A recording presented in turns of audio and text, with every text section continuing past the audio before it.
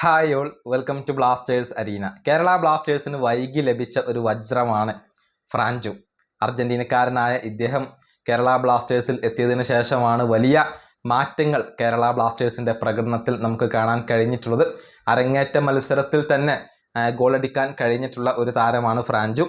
ഇതുവരെ കേരള ബ്ലാസ്റ്റേഴ്സിന് വേണ്ടി 5 മത്സരങ്ങളാണ് കളിച്ചിട്ടുള്ളത്. അതായത് കുറഞ്ഞ സമയം കൊണ്ട് തന്നെ വലിയ ഇമ്പാക്റ്റ് ഉണ്ടാക്കാൻ ഫ്രാഞ്ചുവിന് കഴിഞ്ഞിട്ടുണ്ട്.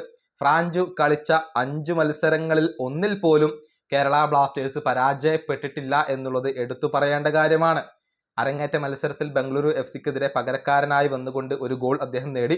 പിന്നീട് നോർത്ത് ഈസ്റ്റ് യുണൈറ്റഡിനെതിരെ കുറഞ്ഞ മത്സരം അദ്ദേഹം കളിച്ചു. ജംഷഡ്പൂരിനെതിരെ ഒരു അസിസ്റ്റ് അദ്ദേഹം സ്വന്തമാക്കി. ഒഡീഷയ്ക്കെതിരെ നല്ല രൂപത്തിൽ കളിച്ചു. മുഹമ്മദൻ SCക്കെതിരെ ഒരു ഗോളും ഒരു അസിസ്റ്റും അദ്ദേഹം സ്വന്തമാക്കി.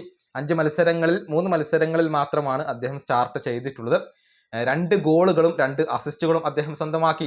മാത്രമല്ല, ഇന്നലത്തെ മത്സരത്തിലെ പ്ലെയർ ഓഫ് ദി മാച്ച് പുരസ്കാരം സ്വന്തമാക്കിയത് ഫ്രാഞ്ചുവാണ്. കഴിഞ്ഞ മാസത്തിലെ ISLലെ ഏറ്റവും മികച്ച താരത്തിനുള്ള പ്ലെയർ ഓഫ് ദി മന്ത് പുരസ്കാരം സ്വന്തമാക്കിയത് ഫ്രാഞ്ചുവാണ്. ഇങ്ങനെ ഏവരെയും ഞെട്ടിച്ച് കളയുകയാണ് ഈ അർജന്റീൻ താരം ചെയ്തിട്ടുള്ളത്. കേവലം 5 മത്സരങ്ങളാണ് കളിച്ചിട്ടുള്ളത്. ഈ 5 മത്സരങ്ങളിൽ തന്നെ അദ്ദേഹം തൻ്റെ ഇമ്പാക്റ്റ് ഇപ്പോൾ തെളിയിച്ചു കഴിഞ്ഞു. 4 ഗോൾ പങ്കാളിത്തങ്ങൾ വഹിച്ചു കഴിഞ്ഞു. ISL player of the month പുരസ്കാരം അദ്ദേഹം നേടിക്കഴിഞ്ഞു. ഏതായാലും അദ്ദേഹത്തിൻ്റെ കോൺട്രാക്റ്റ് ഈ മാസത്തോടു കൂടി അവസാനിക്കുകയാണ്. എത്രയും പെട്ടെന്ന് അദ്ദേഹത്തിൻ്റെ കരാർ കേരള ബ്ലാസ്റ്റേഴ്സ് പുതുക്കണം. ദീർഘകാലത്തേക്ക് ഈ താരത്തെ ബ്ലാസ്റ്റേഴ്സ് നിലനിർത്തണം എന്നാണ് ആരാധകരുടെ ആവശ്യം. ഈ വീഡിയോ അവസാനിപ്പിക്കുന്നു. അടുത്തൊരു വീഡിയോ കാണാം.